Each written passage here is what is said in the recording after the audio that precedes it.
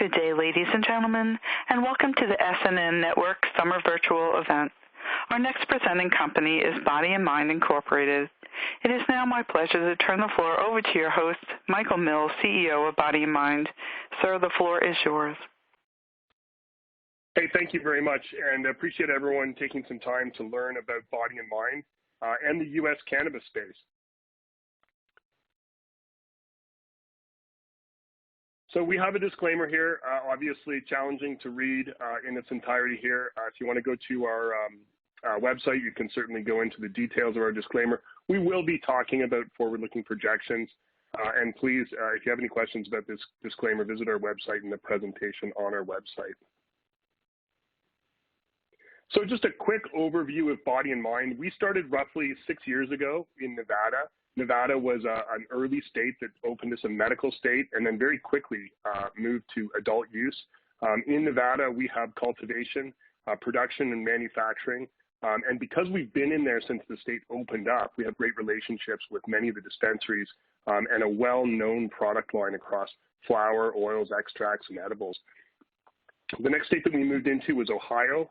We wrote license applications long before the Ohio market opened. We want a retail dispensary license, and we also want a production license. We opened our retail license a couple of years ago and have just recently opened our production facility. The next set of licenses that we won and the next license we were involved with winning was in Arkansas, and that was a retail dispensary with our partners Comprehensive Care. That also included cultivation. We opened the retail dispensary in early 20 and just got the cultivation going earlier on this year, and we're just about to turn that over to flower for our first flower in Arkansas. We expanded into California through an acquisition of 2 retail dispensaries, one in Long Beach and one in San Diego that we own 60% of. We also have a production or manufacturing facility that's in progress at this point. We're typically looking at expanding into what we would call limited license states and jurisdictions. And those are states and jurisdictions that have purposely capped the number of licenses.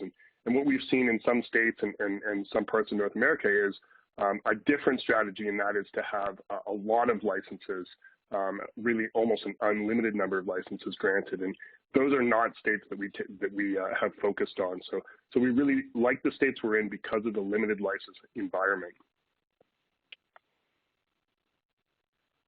So our vision and strategy is fairly simple. We identify low-cost methods to get into new markets. Typically, that has been through applying for licenses, winning the licenses, and developing them to cash flow as fast as we can.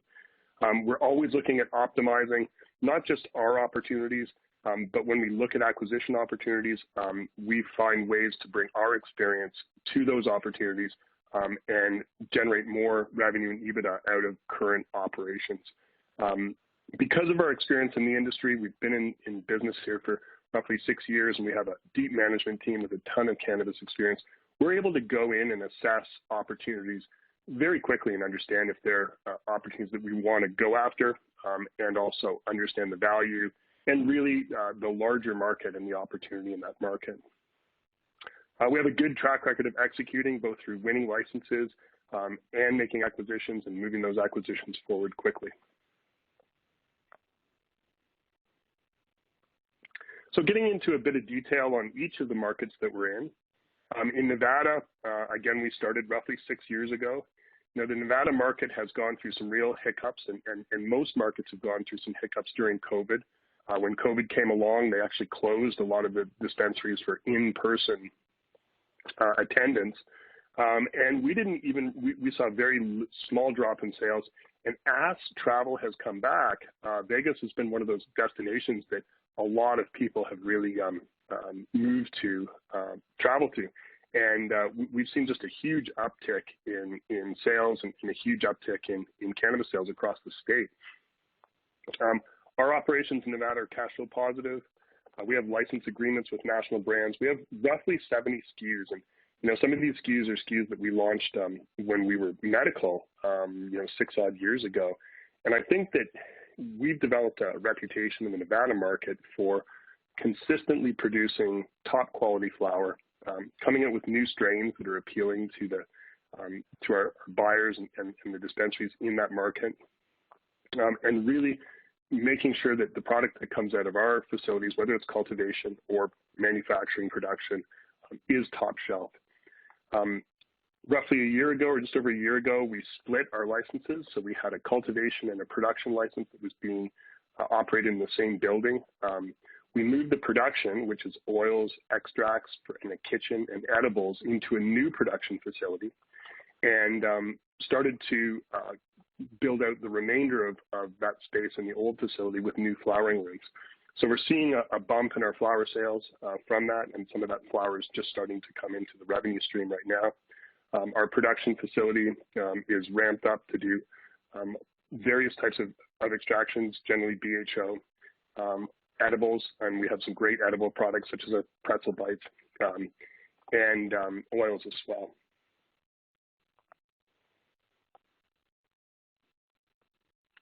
In the Ohio market, we're in, our dispensary is just west of Cleveland. It's a Body and Mind branded dispensary. You know, one of the things that we really liked about Ohio was Ohio is the 7th largest state with a population of just over 11.5 million people. And again, they've followed this limited license concept. There's roughly 57 dispensaries for the entire state of Ohio. We also just opened our production facility, and that's located right next to the dispensary. And the production facility is going to allow us to bring Body and Mind branded products to the state of Ohio, not just for our dispensary, but to wholesale to all the dispensaries in Ohio. So we're really looking forward to bringing those branded products into the Ohio market. In California, we have 2 dispensaries at this time. We have one in Long Beach, the Show Grow, and they're under the Show Grow name. That was awarded Best Dispensary in Long Beach in 2018 and 2019. We also have Show Grow San Diego, which we own 60% of.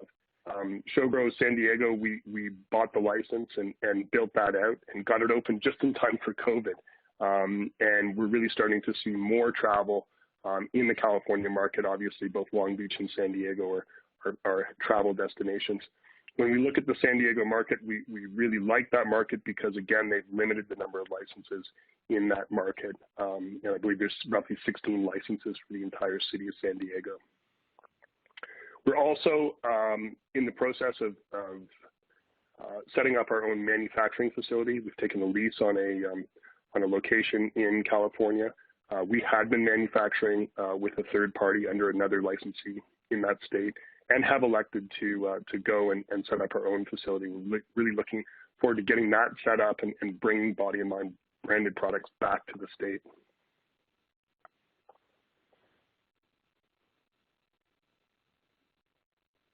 In Arkansas, we have a partner, Comprehensive Care. Again, the state of Arkansas is a limited license jurisdiction. There's only 40 dispensary licenses in the state. And there's only 8 cultivation licenses in the state. So we're really excited to get our Body and Mind flower going out of our cultivation. Again, we're getting close to turning that first cultivation or first crop over to flower, and probably about 12 weeks to revenue from that.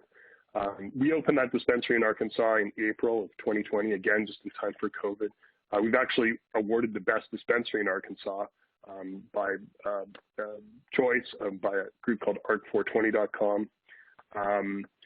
And the Arkansas market, you know, we see that continuing to grow. It's a medical market. There have been a couple attempts at moving to adult use through ballot initiatives. We see those continuing as we get closer to the midterm election.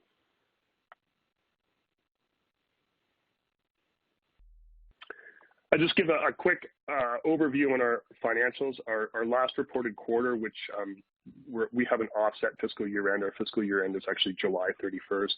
And as you look at our growth over the last year and quarters, you know, you see steady quarter-over-quarter growth, 19% between Q1 and Q2, 13% quarter-over-quarter between Q1, Q2, and Q3. But I think the real bump is when you go back an entire year and you look at the bump that we've had year over year, and it's triple-digit percentage. Our gross profit at the end in Q3 was roughly 55%, and was up over 55%, and our net income was up over 200 and roughly 270%. Now, we had a small loss last quarter, but it was a huge improvement over the prior quarter. That loss, our positive adjusted EBITDA, 1.5 million for the last quarter. If we look at that on sort of an annualized or a run rate, you're looking at roughly $6 million annual adjusted EBITDA.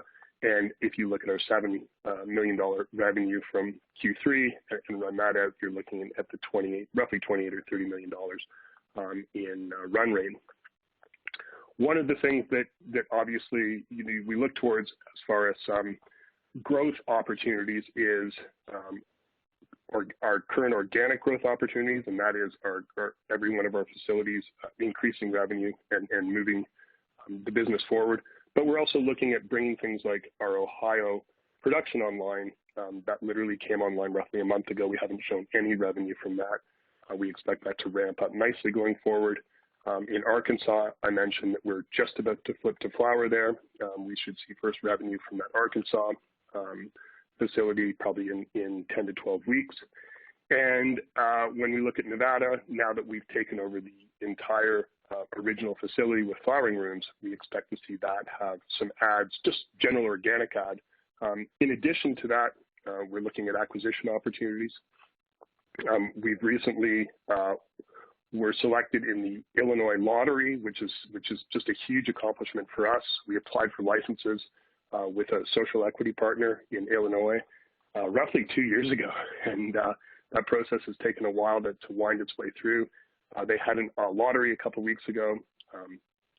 The group that we were involved with won 2 licenses, and we have management contracts attached to that, and we have option to acquire those down the road. So we're really excited about those.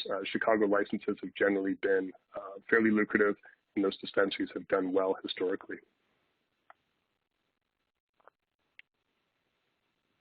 Talking about a little bit about our financials and our cap table. We have a very clean cap table, roughly 109 million shares outstanding, and roughly 136 million shares fully diluted. Our market cap is in the $50 million range Canadian.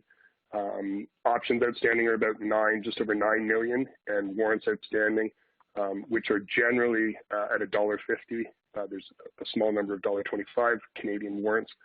That's about 12.4 million. Now, our total assets were about $42 million, and U.S. total current assets were about 8.33 million. We did a debt deal recently it was a $11.1 million long-term debt deal. We did that in 2 tranches. The first one was just over $6 million, and the second tranche would be just over $4 million. And we'll access that tranche before the end of the year this year. We felt that it was done at favorable terms for the cannabis industry at 13% interest rate. There was an additional OID and warrants attached to that, and the debt was based on cash flow, which I think is a very interesting metric and a good understanding of how our business is ramping.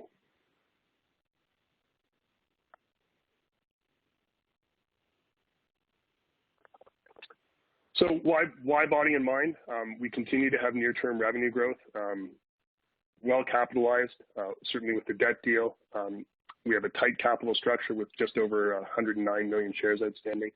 We've demonstrated over the last several years that we're excellent stewards of capital. We've been able to advance this business without taking large equity raises and move the business to an EBITDA positive and a cash flow positive scenario without having a very wide share structure or taking converts or some of the other aspects that I think concern investors. Exceptional product quality. I think if you go to the Nevada market and ask around at various dispensaries and talk to people in the know about cannabis, our name is synonymous with top shelf quality. We have license applications pending. Obviously, the news from Chicago was fantastic and really, I think, drives home the point that we have a fantastic application license writing team. And it puts us in a good position as new states open and as new jurisdictions open in new states. We think it's important to have diversified assets across numerous states. and feel that the states that we're in the limited license market and environment is important. I think if you go back and look at what we said we would do, we've shown that we've been successful with our execution and have a proven track record. We've been able to leverage our 6 years of experience in this field, which seems like a long time, seems like a couple lifetimes, as well as technology to drive innovation in the company, and we have a strong management team. So just go through our leadership team very quickly. Myself, Michael Mills, I'm the CEO and a director. I've spent roughly the past 25 years in a number of different industries, including manufacturing, media, technology, finance. I held increasingly senior positions with the Financial Post newspaper, which is sort of the U.S. equivalent of the Wall Street Journal, for well over a decade. Trip Hoffman is our Chief Operating Officer and Director. He's a past CEO of a Colorado licensed cultivation and dispensary company. He specialized in cannabis operations and efficiency. Trip brings an incredible amount of talent to our company and has built really, really strong teams across all our operations. Trip's spent roughly 20 years in the financial technology and service industry, ranging from CEO to risk manager to market maker.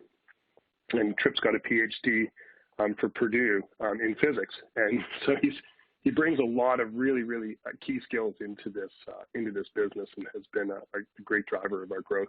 Dong Shim is our CFO. He's also a director. Dong's been the CFO of numerous public companies. He has a deep understanding of both the accounting, taxation, and public company requirements. Alexis Podesta is a director. She's the past Secretary of State for California for Consumer Services Housing Agency, and what her agency was the agency that flips California from medical to adult use, and it was just a huge project. Obviously, there's still lots to do in that state, but great to have some experience on that level. And Brent Roeder has been in a number of banking and M&A type situations with Onyx, CIBC. He's been a fantastic a board member and has been very helpful as we've moved through our various incarnations here. So I'm going to close the presentation here. I think the value of these sometimes is with the questions, and love to reach out and see there's some questions here, and let me get on here and see what they look like. Yeah, so the first question is, how soon will products be available in California again from your own licensed facility? So I can give you a little background here. We were working underneath another licensee, and we ended that relationship several months ago. Before we did that, we made sure that we really bulked up for all the dispensaries that we were supplying, and certainly our dispensaries, with the goal of being able to get our new production facility up and running as soon as possible. Anything in cannabis is subject to local, state, and cannabis regulations. So I don't really want to put a time frame on it. I'd like to say it's going to be a few months. It could be longer, it could be shorter, depending on how quickly we can move that forward. We certainly have the designs done, the equipment is ready to go. The expertise that we have is ready to go. So it's really just a question of moving our various regulatory processes through to get that, really every check mark to move forward on that. And there's another question here. It says, looking at the competitive landscape, what larger player does the company aspire to be? Yeah, so we've shown that we have had measured growth to move forward in this industry, to take advantage of our license wins, to continue developing our brand and moving into new states. As Illinois plays out, that'll be the 5th state that we've moved into. And if you go back to Body and Mind in January of 2019, we were in one facility in Nevada. So we've come a long way over the last few years. We're very excited about the opportunity to expand into Illinois. We're very excited about bringing some of our new facilities that have really just opened online and bring the revenue in from those. we look at opportunities in the states that we're in almost every day, and we look at ways that we can grow our revenues within our current footprint, within our current management structure. And we feel that for a company like ourselves, with access to capital, with a strong management team, we can start to add acquisitions that really will begin to move our revenue fairly quickly, and see ourselves as continuing to grow and grow and grow into really a multi-state operator that is much larger than ourselves. And I think if you look at our growth profile to date and understand that our access to capital is likely better than some of the smaller tier cannabis companies, that's going to allow us to drive our growth at a much faster level going forward. I see a couple more questions here, and I'm just trying to pull them up. Just give me a sec here. Okay. Question here, what would an average dispensary in the Chicago area produce in terms of monthly revenue today? We see numbers all over the map, but I think that, in a Chicago area dispensary, you should be looking at the very lowest end of about 750,000 and the highest end somewhere between $1.5 million and $2 million a month. So these in general, and keep in mind that these are very limited, ultra limited licenses at this point in time. These are lucrative licenses. Chicago is a very, very, very large, very populous town, and they're only giving out a very limited number of licenses on this second round here. So we're really looking forward to be able to take advantage of these. Next question, was the $11 million debt financing in anticipation of the Illinois news? The answer to that is we actually took that debt before we had any idea whether we were going to win the Illinois. So that debt was taken for additional acquisitions. It was taken for construction of potential licenses, and it was there's a number of opportunities that are around that financing, and I'm looking forward to advancing those in the near term here.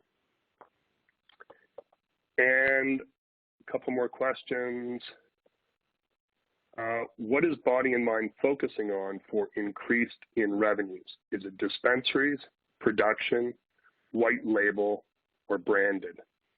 That's a great question. A lot of people feel that you need to stick to one aspect of the vertical, or you need to own the entire vertical. Our feeling is that we have a very good understanding of what opportunities are out there and what opportunities are going to have the best ROI. Now, certainly it makes more sense for us to, continue to, say, add more dispensaries in California because we have dispensaries in California. But it also makes sense for us to add a cultivation. But really, at the end of the day, the price has to be right. And we have to feel that not only are we getting a reasonable price on the acquisition, but we can ramp that acquisition up and grow the revenues beyond where they generally are from a target. So we really are somewhat agnostic about the opportunities that we look at. It really comes down to ROI, and do we feel that we can add value to any of the opportunities we want to advance. And I'll go back to us winning licenses. Winning licenses, I believe, is the least expensive way to enter any market.